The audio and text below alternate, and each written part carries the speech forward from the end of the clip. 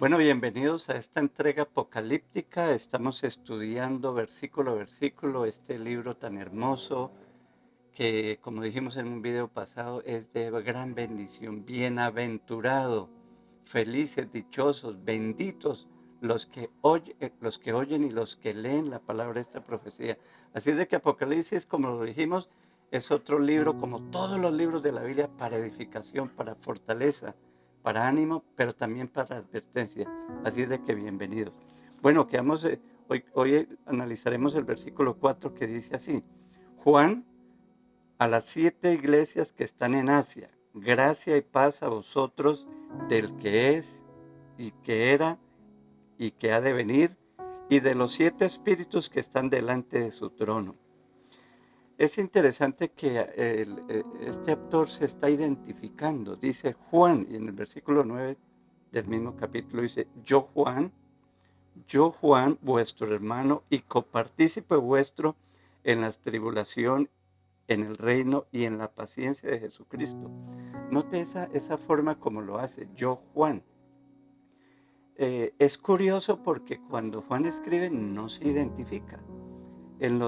Cuando él escribió los evangelios, el evangelio, ¿cómo comienza? En el principio era el verbo era con Dios, el verbo era Dios, todas las cosas fueron por él hechas. No se menciona su nombre. La primera carta de Juan dice lo que hemos oído desde el principio, lo que hemos visto, lo que palparon nuestras manos, eso os anunciamos. No está Juan por ningún lado. En la segunda y tercera carta se presenta como el anciano, pero no dice su nombre. Entonces es algo que llama la atención. ¿Por qué aquí en Apocalipsis específicamente sí lo hace? Eh, una razón muy importante es porque el libro es muy diferente a lo que había escrito, al Evangelio y a las cartas, ¿cierto? Es, la gente tenía que entender que algo extraordinario había ocurrido con la vida de Juan, que el Cristo el Cristo glorioso que subió a los cielos y que dijo que volvería, fue a la isla de Patmos, se le reveló, tuvo una manifestación gloriosa, una revelación, y tenía un encargo para darle a la iglesia. Entonces Juan tenía que asegurarse de que entendieran y creyeran que él era el autor del libro y que el mensaje venía de él. Por eso es que él se identifica, para que quede bien claro, como lo hacía Pablo, como lo hacía en sus epístolas, en sus cartas, para que la gente tuviera clara la autoridad o la paternidad, como dicen ahora los intelectuales, que quedara bien claro. Entonces era un momento especial, la ocasión ameritaba, era la revelación extraordinaria que debía llegar a todas las iglesias. Dice el versículo, el versículo sigue diciendo: a las 7 iglesias. Juan, a las 7 iglesias. Bueno, hay que notar que es la primera vez que aparece el número 7. El número 7 es el favorito de Apocalipsis. Yo creo que usted ya ha escuchado hablar de las 7 copas, de los 7 sellos, de los 7 candelabros, etc. El número 7 es muy importante en el Apocalipsis. Ahora, la pregunta que vamos a hacernos es, bueno, ¿esto es literal o es simbólico? ¿Solo existían 7 iglesias? ¿Solo la carta o el libro o el rollo estaba escrito solo para esas 7? Obvio que no.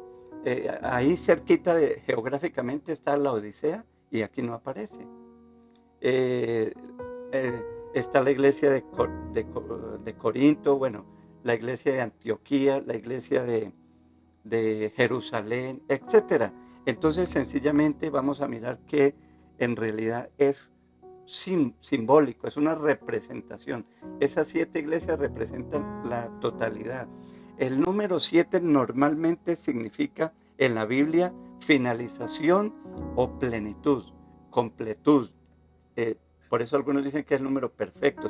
Se terminó, se finalizó, es pleno. Por ejemplo, en la creación. Mire, por ejemplo, voy a leer aquí, tengo Génesis 2:2, dice: y acabó Dios en el día séptimo la obra que hizo, y reposó el día séptimo de toda la obra que hizo, toda la obra.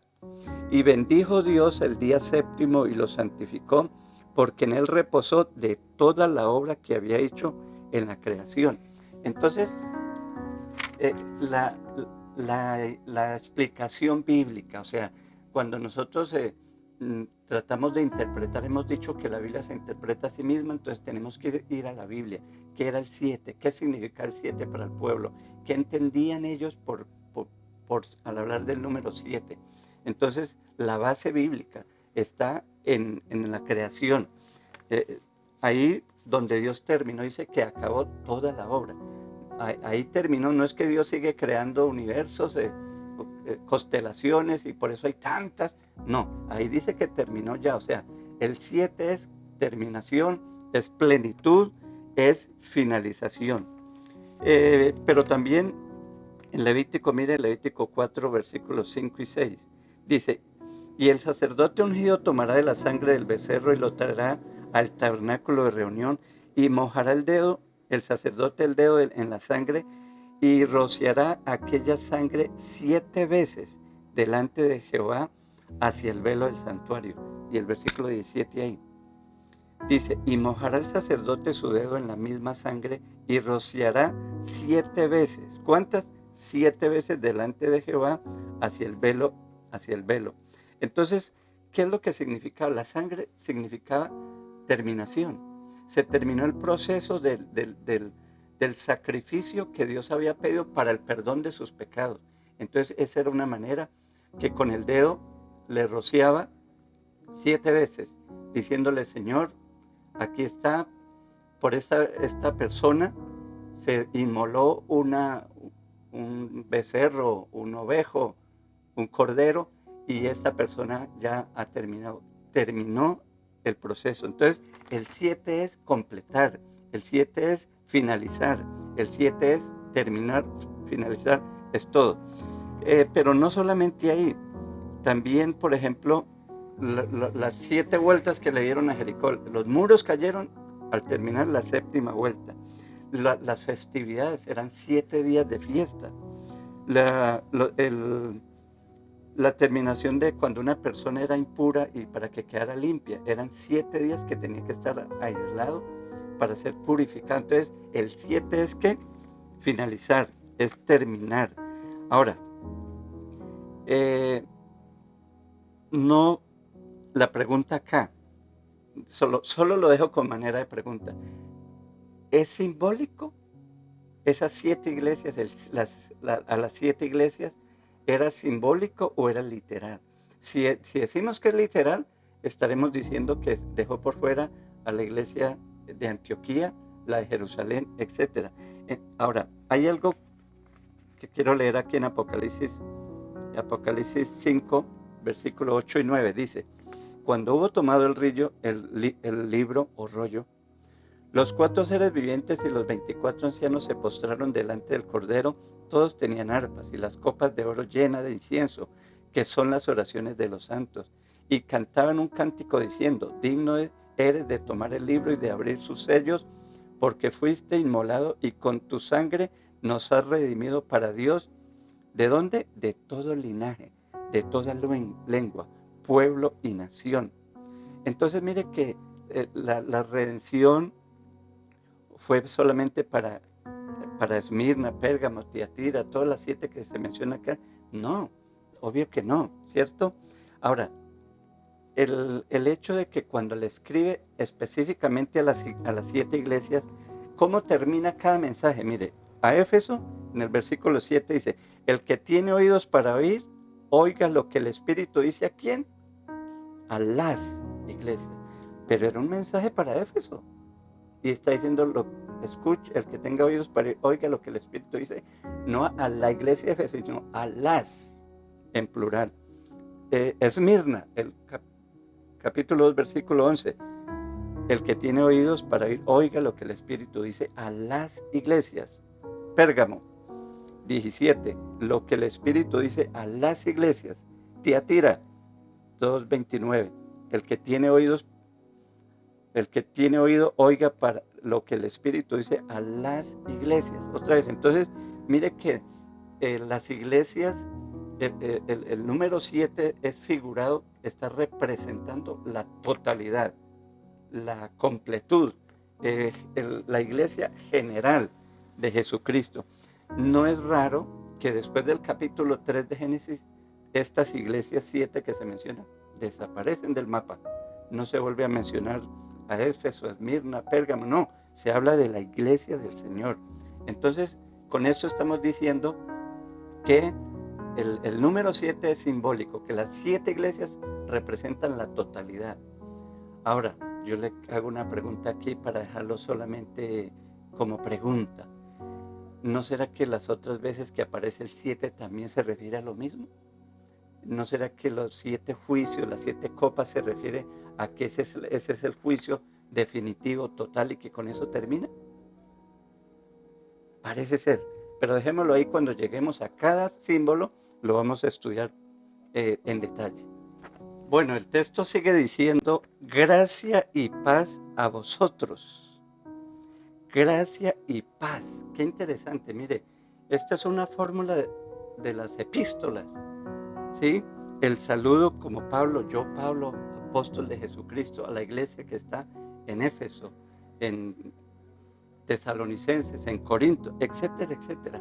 Esto es muy significativo porque lo que tenemos en nuestras manos es una epístola, es una carta, tiene un autor, tiene unos destinatarios, tiene un contenido. Entonces estamos hablando de es una carta, una epístola, y eso significa mucho, porque si es una carta va a traer edificación a las personas para las cuales está dirigida. Es que Apocalipsis se ha mirado como que no, como que fue cosas del pasado, que cuando destruyeron el templo, y como que eso ya no tenía nada que ver en ese momento, o cosas que solo tienen que ver con el futuro. Pero si es así, entonces ¿por qué se dirige a una iglesia específica? O sea, no tiene sentido si eso no les va a traer una palabra de ánimo, si no es un mensaje para ellos. Obvio que sí hay cosas que son pasadas, hay cosas que son futuras, que todavía nosotros las esperamos, pero el mensaje tenía que ser pertinente para esta gente. Y eso es lo que nosotros encontramos en el Apocalipsis. Mire lo que como dice: gracia, gracia, la gracia. Mire, era la iglesia y ellos le están diciendo gracia y paz de Dios nuestro Padre. En fin, ellos necesitaban la gracia para soportar la persecución, los peligros, las pruebas. Mire que ahí le dice en el capítulo 2, versículo 3, y has sufrido y has tenido paciencia y has trabajado arduamente por amor de mi nombre y no has desmayado. Es la gracia de Dios la que ayuda a la iglesia. Mire, hermanos, usted es hijo de Dios por la gracia de Dios, porque por gracia soy salvo. Pero esa misma gracia va a estar siempre a nuestro lado. Como la sombra no nos va a abandonar, porque siempre vamos a necesitar la gracia de Dios. Cuando caemos, es la gracia del Señor la que nos levanta. La gracia no solo fue para entrar en el camino de la salvación, sino que nos va a acompañar hasta llevarnos a un puerto seguro. Por eso Él comienza: gracia y paz. Esa paz, ¿qué quiere decir eso? La paz, shalom en el antiguo, en el hebreo, o irene en el Nuevo Testamento, es la paz de Dios, es la fortaleza que da Dios desde lo más adentro para soportar las pruebas, las dificultades, la persecución que estaba viviendo la iglesia en este momento. El texto sigue diciendo: del que es, gracia y paz, del que es, el que era y del que ha de venir. ¿Quién es? ¿Por qué utiliza ese lenguaje? Bueno, la mayoría de eruditos, bueno, yo consulté unos 8 más o menos, están de acuerdo que esto es una alusión a Éxodo 3:14, cuando mire lo que dice: y respondió Dios a Moisés: yo soy el que soy. Y dijo: así dirás a los hijos de Israel: yo soy, me envió a vosotros. ¿Qué es lo que está diciendo acá? Bueno, voy a leer otros textos para redondear la idea. En Isaías 41:4 dice: ¿quién hizo y realizó esto? ¿Quién llama a las generaciones desde el principio? Yo, Jehová, el primero, y yo mismo con los postreros. Note el énfasis de la eternidad. Isaías 43:10. Vosotros sois mis testigos, dice Jehová, y mi siervo que yo escogí para que me conozcáis y creáis y entendáis que yo mismo soy. Antes de mí no fue formado Dios, ni lo será después de mí. Isaías 44:6. Así dice Jehová, Rey de Israel, su Redentor, Jehová de los ejércitos. Yo soy el primero, yo soy el postrero, y fuera de mí no hay Dios. Y el último, Isaías 48:12.